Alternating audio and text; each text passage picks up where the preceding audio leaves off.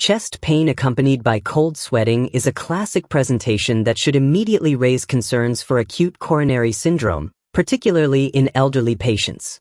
This case highlights the importance of swift diagnosis and intervention in managing life-threatening cardiac events. An elderly male presented with chest pain and cold sweating, prompting an urgent evaluation. An electrocardiogram, ECG, revealed a tombstone pattern, a term used to describe the broad, elevated ST segment morphology commonly associated with extensive myocardial infarction.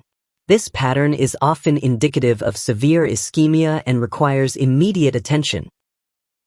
The patient underwent coronary angiography, CAG, which confirmed a total occlusion of the proximal left anterior descending artery.